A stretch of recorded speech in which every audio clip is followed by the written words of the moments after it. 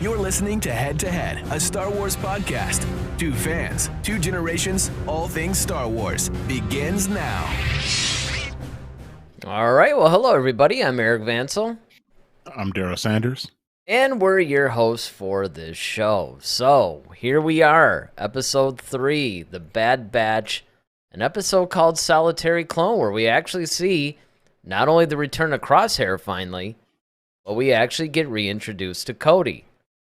And this is, I would actually argue that this is a pretty pivotal episode, actually, because we're starting to deal with some of the greater themes, I think, of, as we've often talked about, you know, the Republic is now pretty much the Empire, but there's still the legitimate government, and so there were certain elements of that, I guess it was inherited, right? So the clones are kind of like, okay, well, we were the Republic, now we're the Empire, so, but the mission's still the same, right? And we're starting to see how, you know, they make mention of a lot of the clones defecting, and it's because they're seeing that it's not the same mission as what it was when it was the Republic. So I thought more than a lot of episodes, this one in particular really went a long way in a 30-minute episode, which is maybe a hair longer than some of the other ones. I thought it did a really good job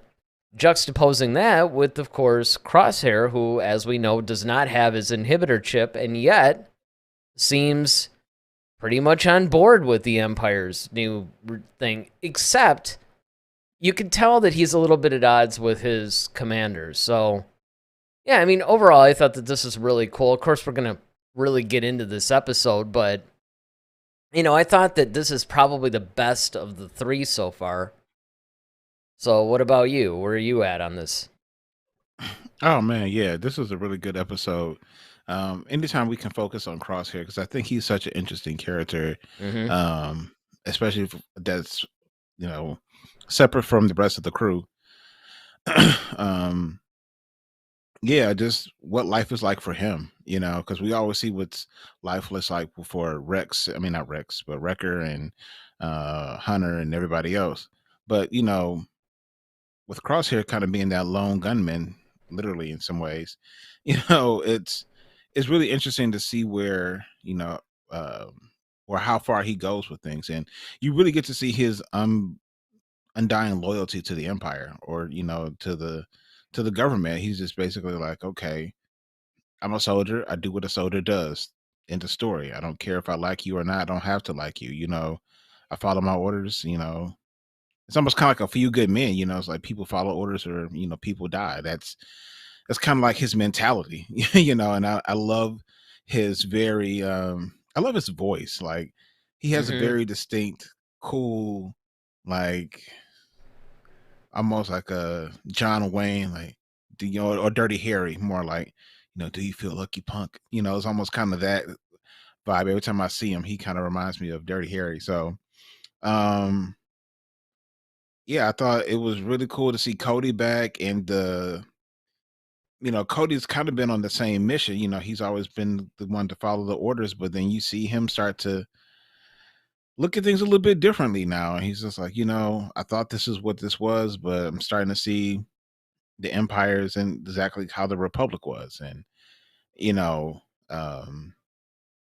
their opinion of things is very interesting. You know what I mean? Just the perspective that they have on certain things. And so, well, you can see that there's a lot of remnants of the Jedi in Cody, because he spent so much time with Obi-Wan, you know what I mean? And that's what I'm saying. Like, you really get to see a lot of the Obi-Wan in him, because those two were very close.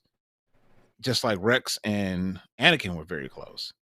Well, you can also see when Crosshair makes the whole thing about, you know, the defectors basically were traitors, just like the Jedi or whatever. And you can kind of see Cody wince a little bit at that comment. Yeah. Which I thought was interesting. Yeah. And I mean, again, I thought, and naturally, you know, with the ending, I mean, we'll talk about that a little bit later too, but it was one of those things where it was really cool how they're actually including a lot of impactful scenes. This is the kind of stuff that I really wanted to see out of this show. You know, I mean, again, Mm-hmm. you and I talked about when we reviewed season 1 that this was a surprise. It was a show that really we didn't expect, nor did we really want. I remember we were like, oh, this is what they're going to do? You know, I mean, so this is your next series. And then, of course, from the first episode of season 1, we were hooked and going, oh, well, yeah, we absolutely need this. So, more so now, though, I think that the show is finally finding its tone. It's finding a balance. And in this episode in particular, like I said, they really struck a good balance between giving us a good adventure, something that we can sink our teeth into. Because remember, the Clone Force 99 that we know and that we follow every week, I think this is only the second episode of the series so far where they're not in it at all. Not at all. Mm-hmm.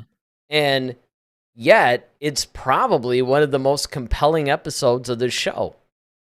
So, I was really kind of shocked, to be honest. Yeah, it's And kind of almost like when pleasantly. you watch. Yeah, it's almost kind of like, when you watch the old sitcoms like Family Matters, right? And sometimes they'll be so Steve Urkel, centric that you don't even see the rest of the Winslow family because the Mhm. whole thing, and it's like you don't even really miss the rest of the family because the story between Urkel and Laura may be so compelling that it's just kind of like, all right, I like being in this space. Um, yeah, I really love the development and um the byplay between Rex. I mean, I keep wanting to say Rex, but between Cody and Crosshair. I loved kind of like that uneasiness they kind of have around each other. Like is Mhm. like he wants to trust him, but he knows he's kind of a rogue guy, and you're seeing the discrimination even amongst the ranks of the clones, where the clone troopers are looking at him and it's like, okay, you're defective. I don't want to hang around you. But then you got stormtroopers. You keep hearing about them, kind of as far as they brought up that whole the defense bill, and how the clones, how it Mhm. affects the clones. They were just like, I hope it fails because then we're out of a job. So it's you're just seeing how the empire overall is affecting a bunch of different people. Well, it's a subtle politics, and up until this point, we've seen it on systems.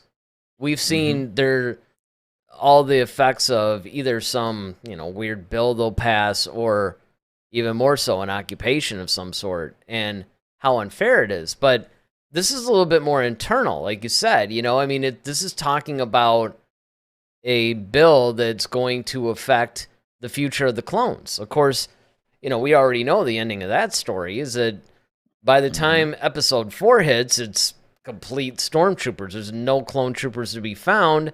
And in fact, the stormtroopers, I really thought it was kind of cool that they did a combination because you saw a little bit of the classic stormtrooper armor in the first season. And Hmm. then you had another almost like hybrid to where it was kind of a armor that was reminiscent of half clone trooper, half stormtrooper. Kind of reminded me Hmm. of the First Order stormtrooper armor, actually. But, Hmm. there's a little bit of that. And yeah, you're seeing a little bit of that transition. And again, they have to move somewhat quickly because I don't know how much time ultimately is going to take place because this is a pretty packed show. You got like 16 episodes per season. And we have yet to know how many seasons they're going to go.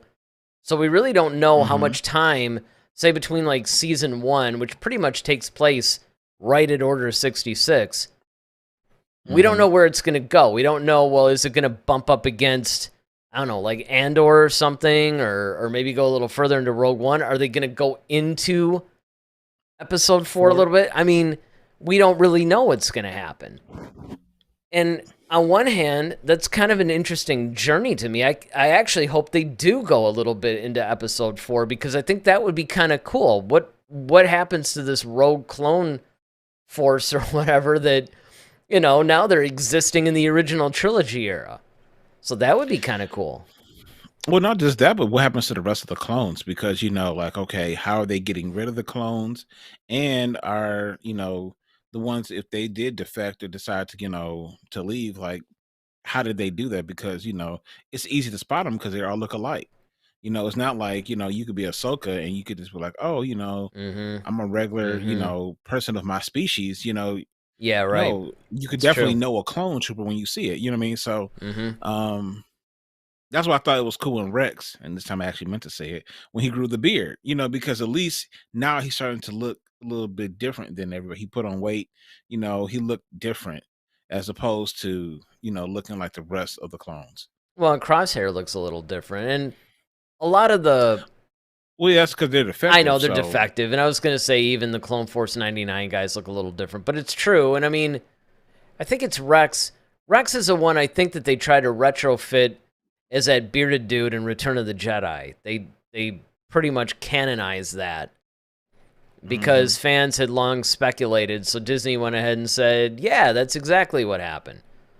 So taking it at its word, even though that wasn't really in it, that was more of a retroactive thing. But if you just go, okay, fine, that's canon, that was Rex right there with General Madine and all those guys, well, then you do see a little bit of a bleed into the original trilogy that way. Because who was it? I think it was Rex that we visited in Rebels, I think it was, where they visited him, and he kind of had Yeah, his own little house or something, yeah, like it kind was of a Rex. Yeah. farm or whatever. He was just kind of living a normal life. And I have a feeling that that's really what a lot of those guys did. But kind of like you Mhm. said, though, you would think the Empire would be a little bit more, I guess, assertive in hunting them down because they have all these secrets. They're a well trained army. They're, I mean, and there was millions of them. I Yeah, mean, when you look definitely. at Camino and how, I mean, granted, I get it. They destroyed the Camino facility, but still, you have all these guys, and, naturally there were casualties of war and whatnot, but you still have a good amount of these guys left. Sure.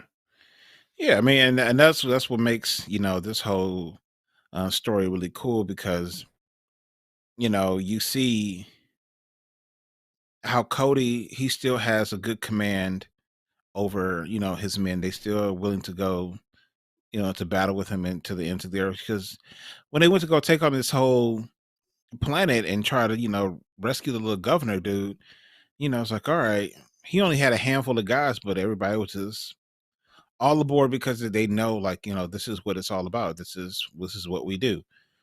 And Crosshair was no different. He, of course, he drinks the Kool-Aid all the time, and so he's just doing his thing, picking people off, and But I really thought it was really interesting about how um they kind of looked. They kind of didn't trust each other at first because Hmm. when they first landed, Crosshair's like, I'll stay here, draw their fire. I know their weaknesses, and you guys just go outflank them. And he's just like, trust me.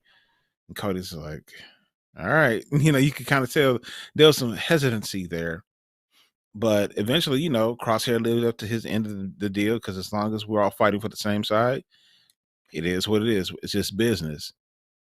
So, and once again, it just shows you just how cool, you know, um Crosshair is. Because compared to the stormtroopers we know, they couldn't hit the broadside of a barn with their blaster, but Oh, and he's throwing Crosshair, these man, little this mirrors and stuff like that. I mean, right, right. He's been to shoot down a barrel of a tank, and he's I mean, it just makes you wonder I mean, he why did they go to stormtroopers versus clone you troopers pro- you almost want to ultimately? clone them, I like actually know. clone, Yeah, because those guys are just butt kickers, man.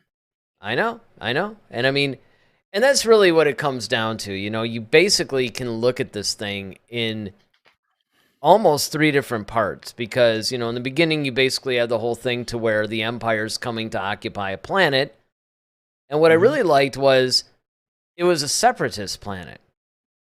And Yeah. so they had a lot of the old tech from the prequels. So, we were seeing battle droids, droidicas, all kinds Hmm. of different the tanks that we're familiar with from Attack of the Clones, and then Yep. of course the Clone Wars and on. And I mean, it was just it was a cool feeling in a way, but beyond maybe being a little bit of fan service, I think it also served a really good purpose because yeah, you still, a lot of times I think people think that, oh, there was this whole separatist republic thing, which essentially was the Clone Wars, and then all of a sudden, like a switch flipped, and oh, everybody uses the republic or they're just something else. I mean, there's going to be leftovers from this. There's going to be, hey, listen, there's a lot of separatist worlds still out there that don't know of Palpatine and Dooku kind of conspiring to play both sides against each other. I mean,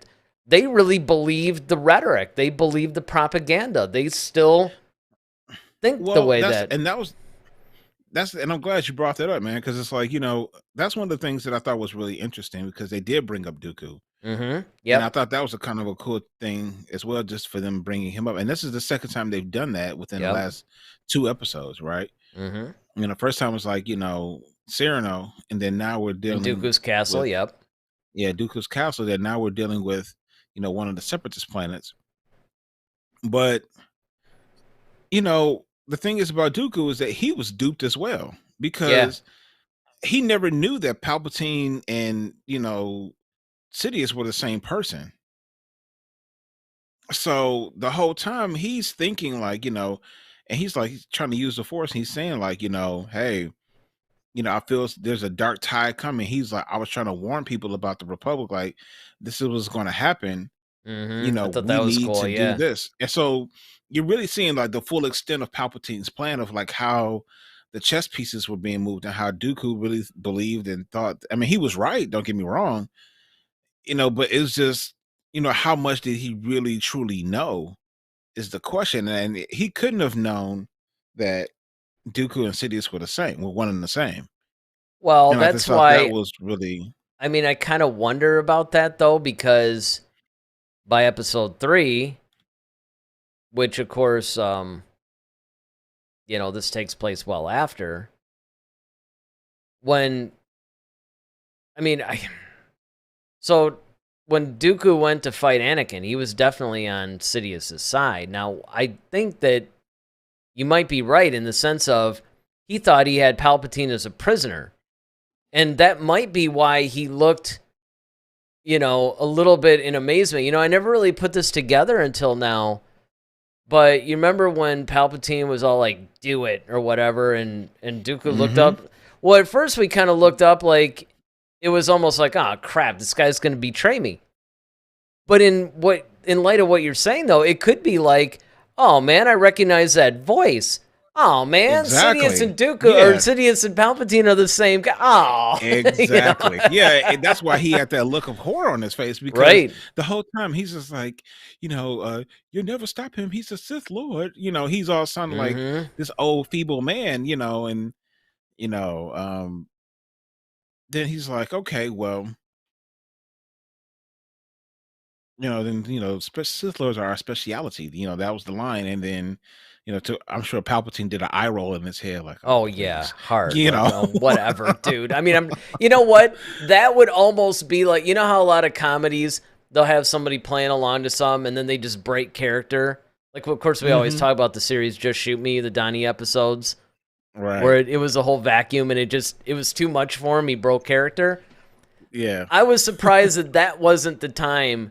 Where, as soon as Obi-Wan said that, it's just like, you know what? And just, like, I'm done. You are annoying me so badly. I'm just going to take you out and just show you, Yeah, exactly. And I think that's when he heard the voice change because he wasn't talking about, it's not, he's like, well, do it, Master Kenobi, do it. It was like, do it. It was like, wait a minute. Yeah. Well, and I think then from Sidious's standpoint, too, he was probably just like, you know what? Yeah, I'm done pretending. It's like, I don't care if this guy knows, It's like, surprise, right. You're about to die. And guess what? You've been played. Once again, it's to push Anakin further into the dark side. Sure. So, yeah. So, in this episode, though, I really thought that was really cool because there was that moment where, you have um, them kind of taking the assault on on the stronghold of that tower, Mm-hmm. and just watching Cody and Crosshair work together. It was just like, okay, they were looking out for each other almost as brothers. It was kind of a cool thing, honestly. I almost kind of want to see like more adventures of I that, know. like just I know. And Crosshair we and Cody. might. I mean, they might And we flip to might it. get that.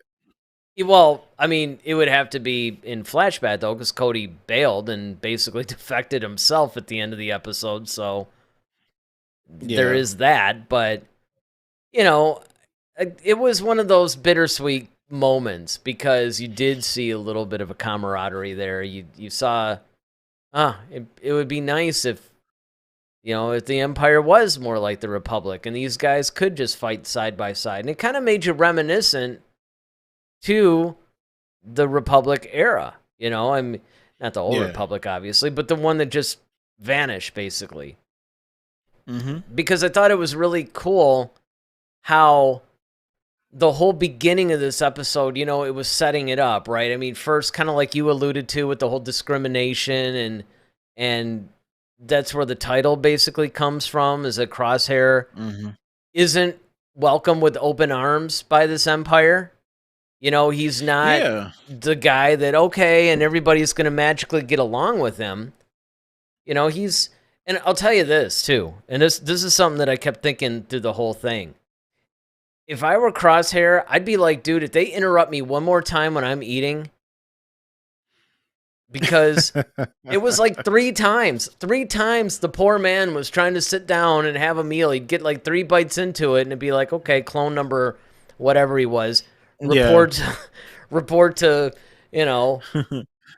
To the whoever's office. whoever I don't remember what the The title was of the commanders. guy. Yeah, commander, whatever. It's like, I'd be like, oh, come on, man. I know, right? It's just, but one of the things that I love, just like because remember I asked the question when we were talking about what do we want to find out from the Bad Batch in this season, and Mm-hmm. one of the things I was talking about was Crosshair, like how did he get back? Right? And in this episode, they said, well, how long were you on commute on that? Just waiting around. He was like 32 rotations.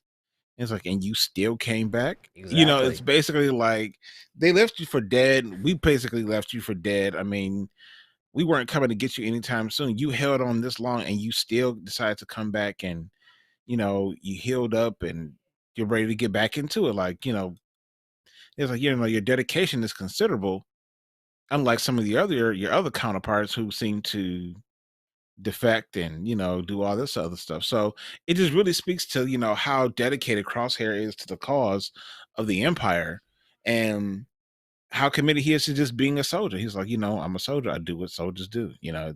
Well, the It's funny part whatever. about it too, though, was when he, and that conversation goes on, and of course, he finds out there's a mission. He's just like, "Great, who am I leading?" It's like, well, slow Yeah, what's down a my team? second. Yeah, just Right. we're not there yet with you, man. You're not quite the guy. Let's just put a little bit of a filter on that one. Yeah, And you let's could slow your tell pace that he with was a little miffed because one of the things about Crosshair is, he feels he's superior to like all these guys, Oh and in yeah. some ways he is. Oh yeah. In a lot of ways, he is. I mean, I think the only person who could probably even close to match him will be Cody at Oh this yeah, point. Cody or any of the other real hardened clones. I mean, I honestly, Yeah. yeah, Cody, a Which I Rex, a guy like that, he's not going to beat any of those guys anytime soon. But the thing is, I love the fact that he's wearing the Death Trooper armor. God, I that is know so cool. that is I cool. love it. I just love his whole all black. He's got that gray hair now. He's that kind of has that worn veteran look to him. Mm-hmm. I mean, his look is just so sweet. He's got the targeting thing that Boba Fett and Django has on the Yep. helmet, that helps him, sight up on things. I mean, he just has such a cool look. And how people just kind of just get out of his way because when they see him coming, and he's totally like okay with being alone. He doesn't need anybody, of course, like the people he was closest with are no longer with him. Surely none of these other people matter to him. You know Right. what I mean? It's like Well, and the Wrecker way he and looks Hunter at and it, Tech. Yeah, because those guys were like his fellow rejected compatriots, whereas right. like the people that are around him now are basically the people that rejected him. So he has no desire to be a part of them or anything like that. And I think he really enjoys being intimidating and feared and all that other stuff. And Yeah. I almost get the sense too that Commander that he's probably thinking like, dude, I could so kill you. You're all smug over there thinking you're something, but without the whole bureaucrat thing and the fact that you're backed by all these people, it's like I could Yeah, I could waste you. so take you out in a second. And it holding your nose to try to take orders from these guys, and you can understand that. But yeah, and I thought it was interesting. The other thing that was cool too that we should talk about is that governor or whatever, I forgot what her name is, like whatever, the leader of the separatist world. She wasn't playing, man. I mean, no, man. She was pretty cool too. I loved her. Yeah, I loved how she kind of ambushed the first group when she ambushes the first one, and then it's kind of like, oh yeah, let's go disguise as a peaceful envoy, and she sees through that, and as soon as they're in range, she shoots them down, and she wasn't playing her games, man. She wasn't playing. The thing is, why would the Empire just send 6 troopers to take this whole city, though? I know. That's got to be like, I mean, you didn't want to send a battalion or anything, like at least one battalion. I mean, I guess they really thought that they didn't have any defenses or whatever. That's but, like, you gotta. That's what I'm thinking. I'm thinking they probably didn't think, like, the Empire got so arrogant at this point, which plays into a couple of the lines from Andor. Absolutely. It's almost like the Empire felt that they were so powerful and so indestructible that they really didn't need more than that. It was almost like, you're not going to fight us because we're the Empire. And if you try to fight us, we're going to come back with an entire armada and just level your world. So, of course, you're going to listen to the 6 of us. It was just really just like, wow. You're going to keep a whole city in line with 6 people.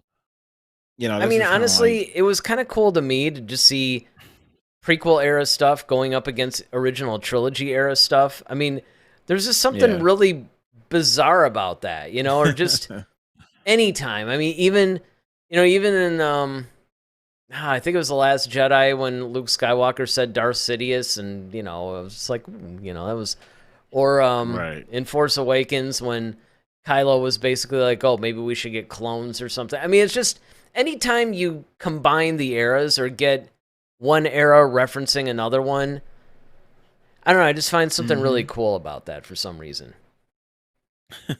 Yeah, totally. I mean, it was really nice to see how, they brought the Separatists up again, and they really kind of showed their perspective on stuff. And then, she was basically saying, like, look, we're a sovereign government, like we don't fall into the jurisdiction of the Empire. Why are you bothering us? But I really loved her whole story. And when, of course, when Cody's up there trying to negotiate a peaceful release of the governor, and, she's telling this whole story, like, well, yeah, we tried that. I sent this letter, and Palpatine basically laughed at it and it's like, nope, whatever. And you could see, like, he's like, well, Cody's like, well, it doesn't have to be this way. It doesn't have to be this way today. We can actually just do it the right way right now. And then when that happens, of course, the little governor dude is just like, all right, waster. And Cody's like, but dude, we accomplished the mission. It was to get you back, and it's cool. We don't have to go this route. And you could basically see her just basically like, see, told you, like, this is, and I think that was kind of, and she even, punctuated it with that, so much for peace, Well, and I really like the fact that they referenced that other Clone Wars episode where it was like Padme and a bunch of, remember those Separatist senators and stuff like that were trying to broker this whole peace thing, and it was like a 1 or 2 episode story arc. I don't remember all the details. In fact, I think they were alluding to the fact that she was one of them. Mm-hmm. And the name, when she gave her name, which I always forget, it sounded I'm like, I think I've heard that name before. So that could have been it. So again, they're tying in the different shows, the connective thread of this whole saga now is becoming more and more interwoven. And I think that that's really cool. But it's kind of like you said, it's also outlining that basically what the Empire has become is what the Separatists always thought the Republic was. Exactly. Yeah. Yeah, they're proving themselves to be exactly who Dooku was trying to tell them that they were. And it's like, he's like, yeah, you guys are trying to come out and be benevolent, but then really here you guys are trying to, overthrow us. And it's like, for what? It's like we're not a part of your Well, thing. that's the fundamental difference, right? Is that the Republic would think more that way. Whereas the Empire is like, well, everything within, like flying distance is part of us. It's like, there's Like, no, if we want it, we got it. Yeah. I mean, that's basically it. I mean, if we really don't want your world, then we'll leave you alone. But I mean, if there's anything at all redeeming about it, we're pretty much coming in to take it. Now, this is interesting because Ronaldo's joined us and he says, I haven't been super fan of this season so far, but this one was really good. So we're only 3 episodes in, which must mean that you're probably looking at it like, okay, the first 2 episodes maybe didn't do too much. And he goes on to say, I love a men on a mission story. Yeah, those are always the cooler things, heist type films too. At one point, it kind of looked like Call of Duty, man. It did. Just the way they kind of laid it out, it kind of looked like a giant. I was watching like Call of Duty game. It was kind of sweet, almost like what's that game? Battlefront. Yeah. Well, now David's even joining us. I guess everybody's late today. He says, hello, gentlemen. Sorry I'm late. I had to watch the episode, and wow, great. The new clone is a beast. Not a new clone. That dude is John Wick. Yeah. Crosshair does kind of remind you of John Wick a little bit. Just the way that he's able to, I mean, that's his skill set. He's a master marksman, and the fact that he had those discs where he can, shoot around corners, I thought was pretty sweet. Yeah, I mean, they're basically mirrors, and I thought that was, kind of a cool little idea. All he needed was a line of sight, That's sure, and lasers are light, so, I mean, provided I'm sure they're specially coated so the laser doesn't actually incinerate the mirror, but, yeah, right. I mean, it was, it was cool, but, and again, because one of the reasons why I think I like this episode so much is because on one hand, it was entertaining, and it had enough action in it, and it was engaging. But, as you know, you and I both love to do, is look deeper into it, and look at where it fits into the entire saga. And I think that that's something that I cannot stress enough for people, is when you're watching any piece of Star Wars content, sure, enjoy it for what it is, but also think about where it fits into the entire saga. And I say that before you either give an enthusiastic thumbs up or maybe you start to go, I don't know if I'm really into this. It's like, well, before you do that, I mean, sure, take any piece of content, whether it's television, film, I mean, those would just be the standalones, but, or maybe, comics or anything like that. Yeah, and just series, all of it. Sure. And actually see where it fits into this. Let's see. Ronaldo basically says, that's what I thought. It felt like Battlefront. Yeah, it actually kind of was. Yeah. I love when Star Wars feels like a video game. I like some of the elements of that, but one of the things that I've always loved about Star Wars, even back when I was 6, 7 years old and I first saw it, is the fact that I love the fact that Star Wars isn't mindless. It's not like, a video game. There's depth. There's actually a lot more depth to Star Wars than what people realize, honestly. When I talk to people just in general life, and they find out that I host a Star Wars show, I always brace myself for the laughter. How old are you again? Right? What are you, 12? Right. It's kind of like, oh yeah, because first you say, yeah, I have a YouTube show or whatever, and then of course invariably they're like, oh yeah, what is it? And then I'm kind of in my mind just going, oh man, I gotta tell this person that it's a Star Wars show that I'm hosting. It's like I'm almost cringing for them, but I'll say it. But I think that's because when I'm talking to people just see kind of the surface, and that's why a lot of times people go, yeah, I never really Hmm. got into Star Wars or whatever. And it's Hmm. because they don't understand or have never really given a chance just the They don't depth know of the power of storytelling, the the darkness. world, well, pretty much.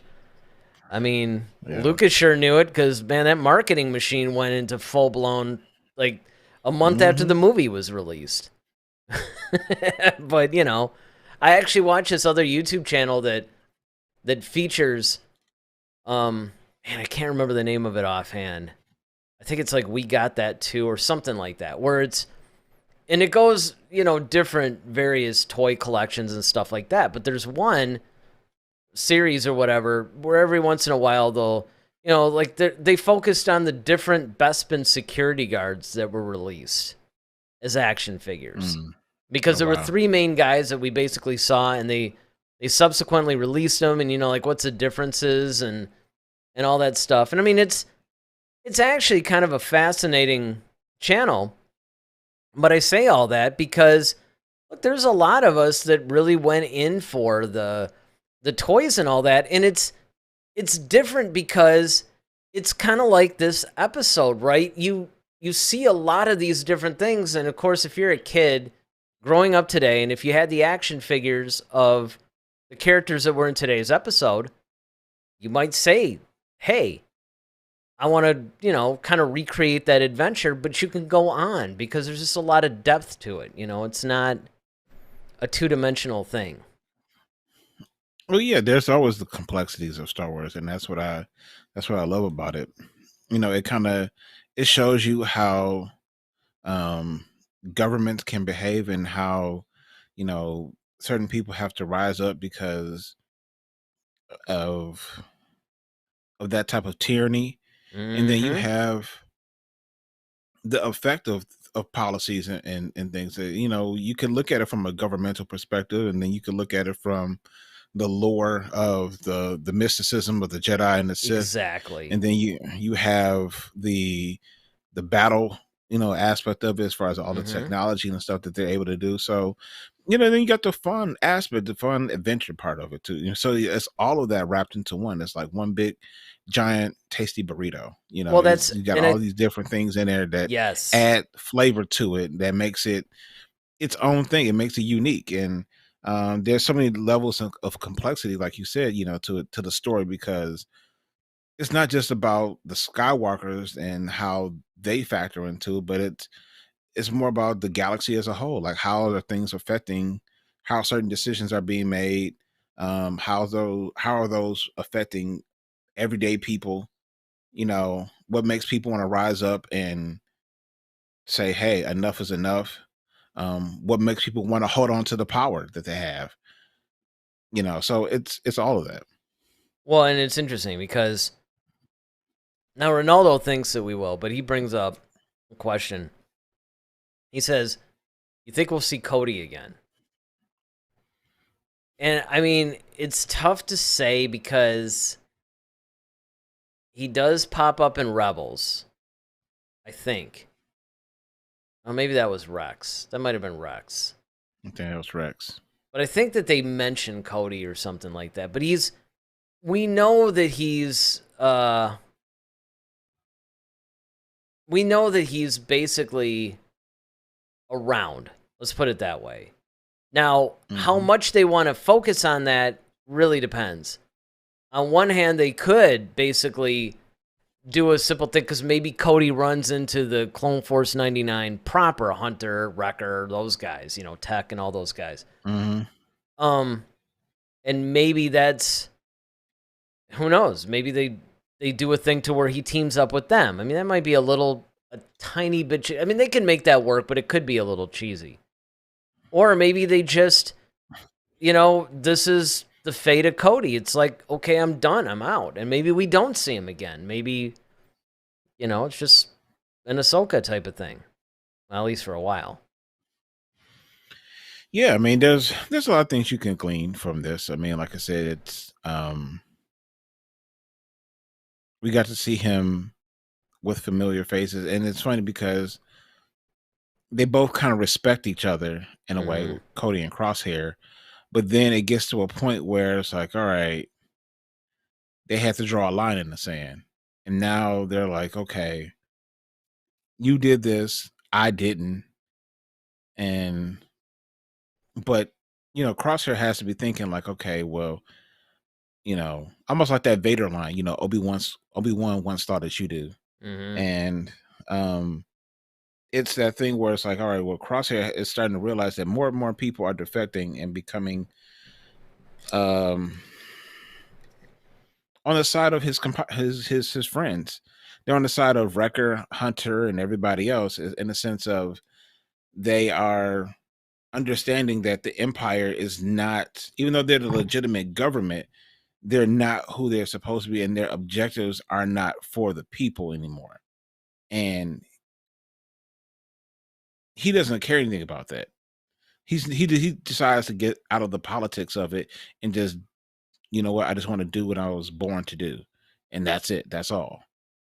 But everybody else is kind of starting to migrate towards that mentality, and he's in there because they're seeing the writing on the wall where he refuses to indulge in that. And it's like, at some point you got to wonder, does Crosshair himself see it and he just doesn't care, or is he could just completely blind to it all?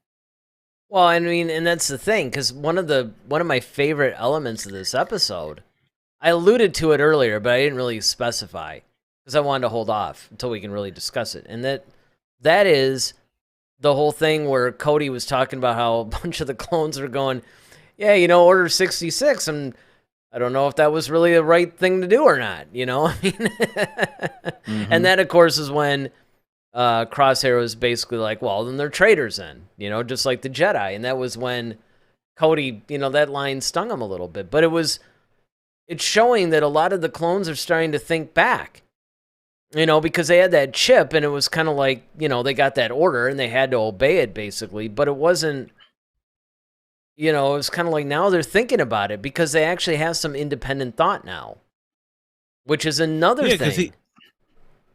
And he even brought that up. He said, the difference between us and the droids is that, we can think and make choices for ourselves. That's what makes us different than, yeah, but what's funny about that is that's similar to what was discussed around Attack of the Clones or whatever, where they were kind of like, Palpatine wanted clones because they could think on their feet, they can make decisions, strategic. But he was thinking more in winning wars and achieving his will. Mm-hmm. What he wasn't looking at was the flip side of that. It's like, okay, well, when you do something that's a little, maybe questionable. Sketchy. Yeah. It's like the clones now have that same independent thought to say, well, I don't know if this is a good idea. I don't know if I agree with this.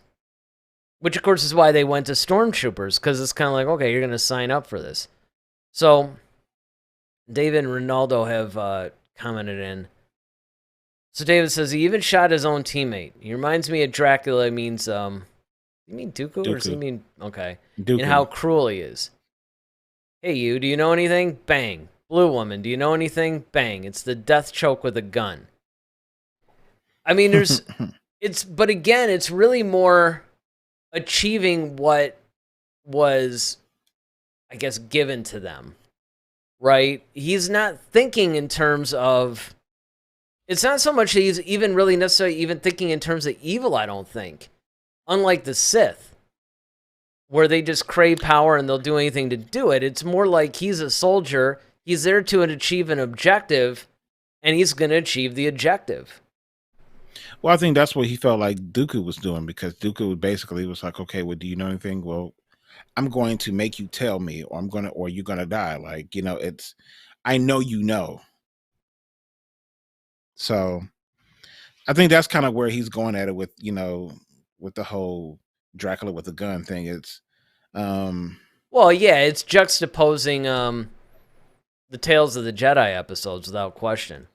Now, yeah. Ronaldo thinks, he says, I still think Crosshair will become a good guy.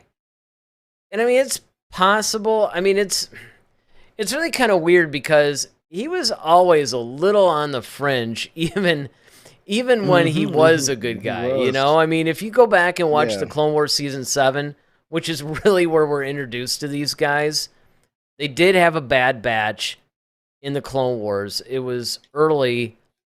It wasn't Hmm. quite these characters, but it just like focused, I think, on a slightly different variation.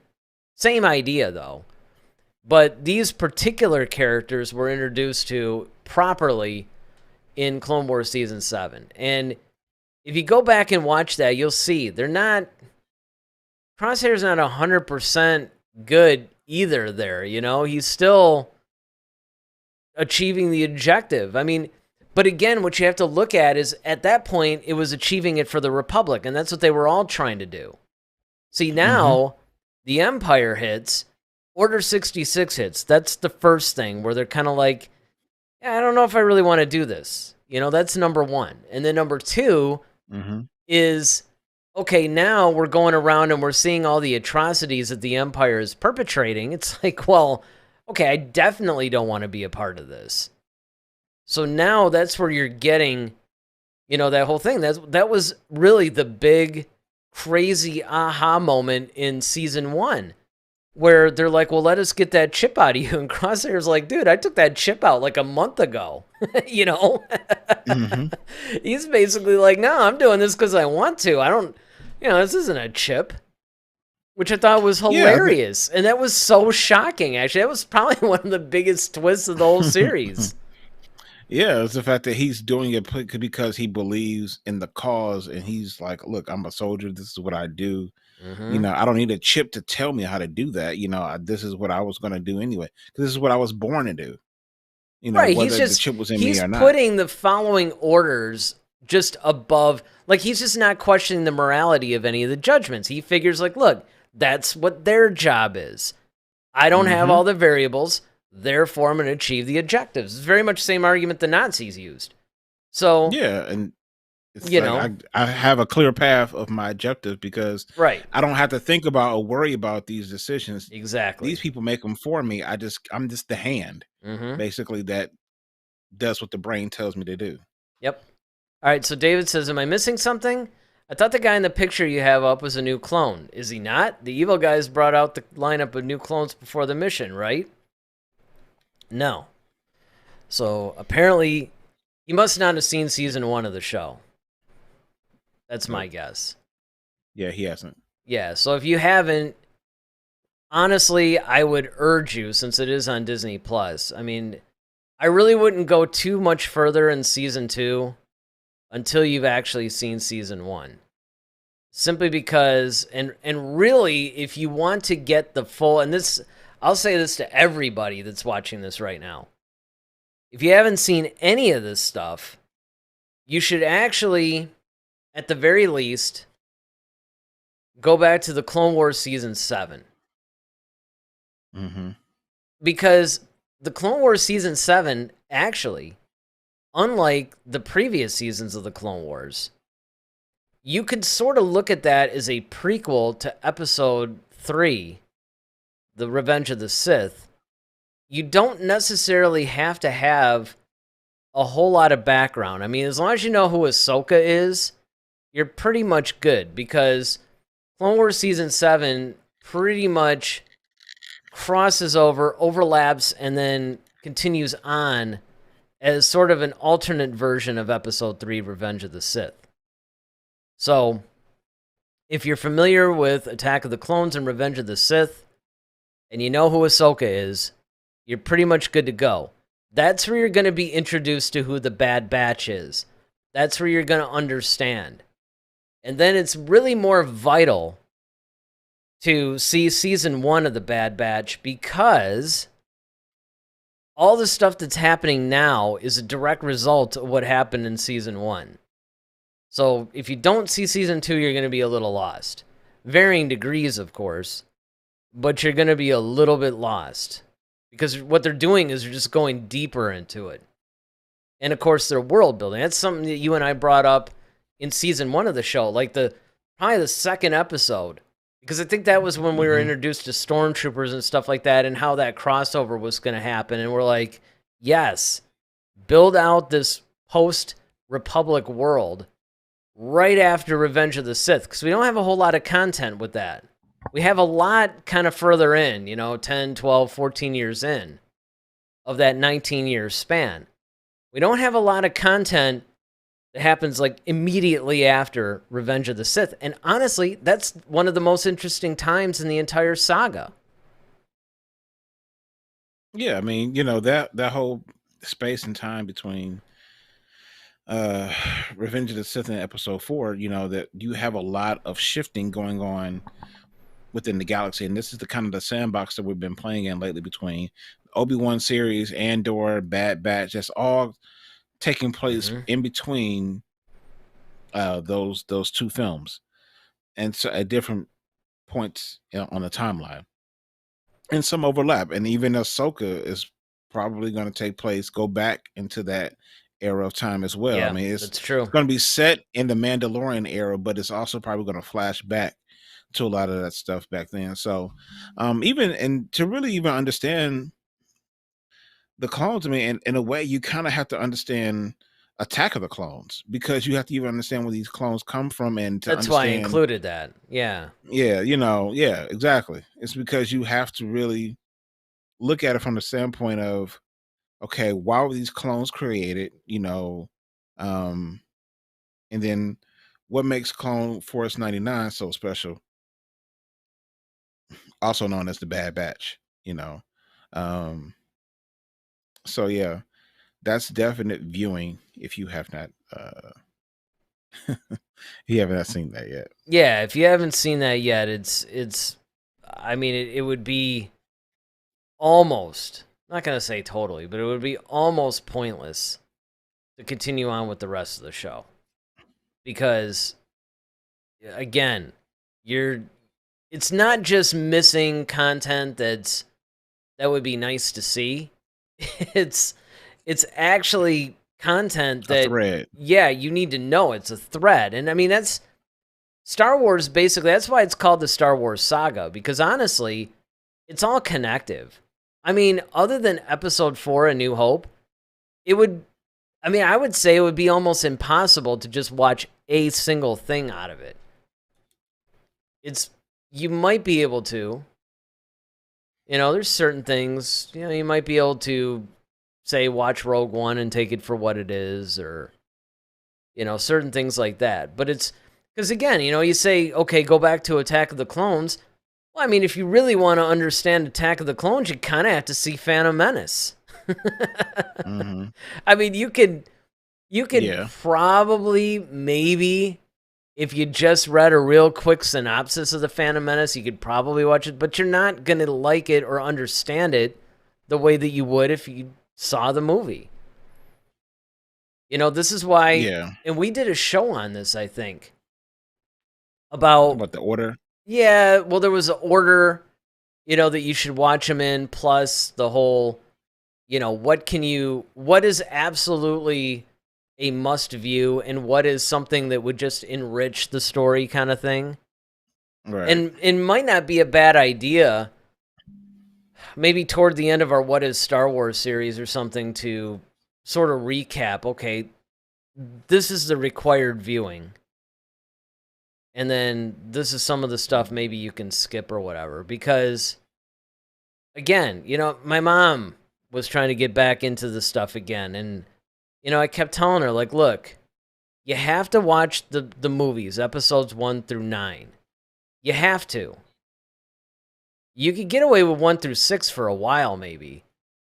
But you have to do that. You have to watch the Clone Wars. You have to watch Rebels. If you don't, you're going to have a really hard time understanding a lot of these other series that come out, because they're all rooted there.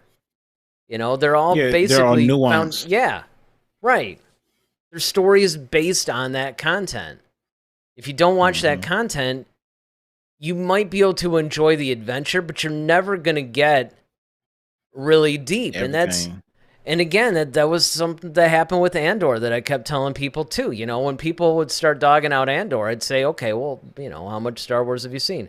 Oh, I think I saw the original trilogy. I'm like, well, get out of here then. We can't even talk.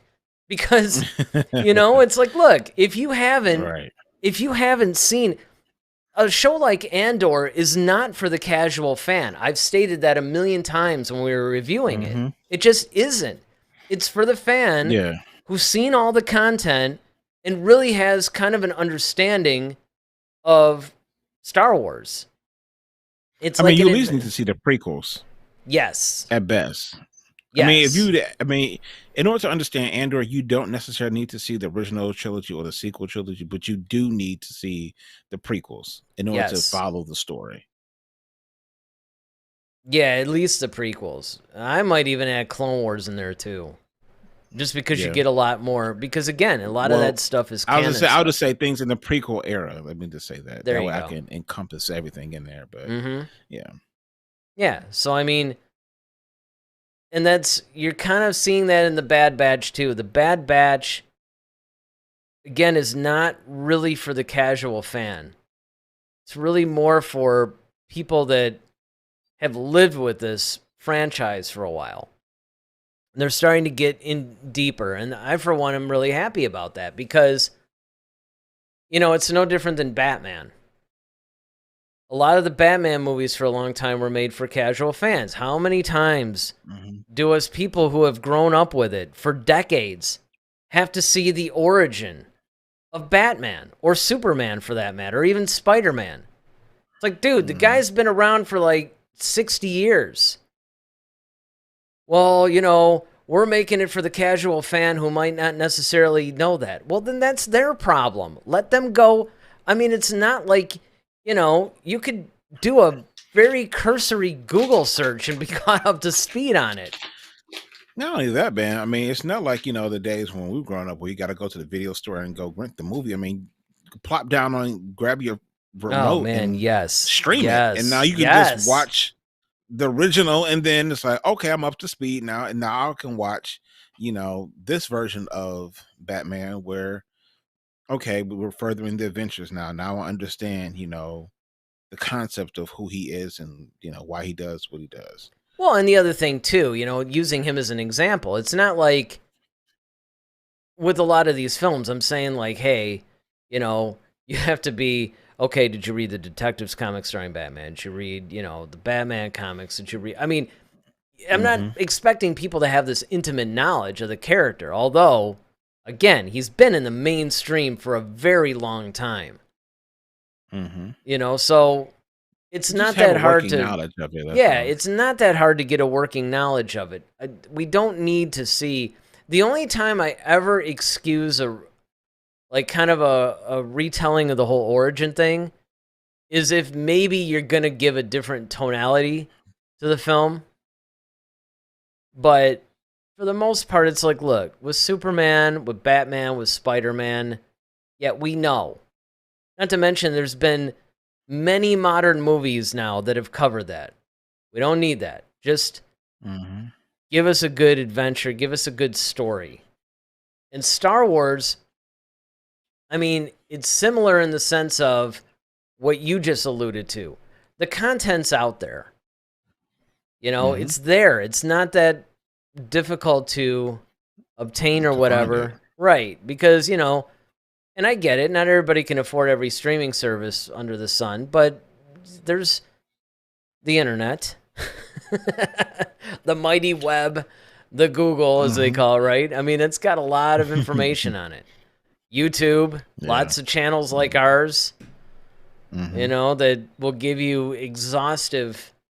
I mean, there's some channels, you know, I'll watch and I'll just be like, man.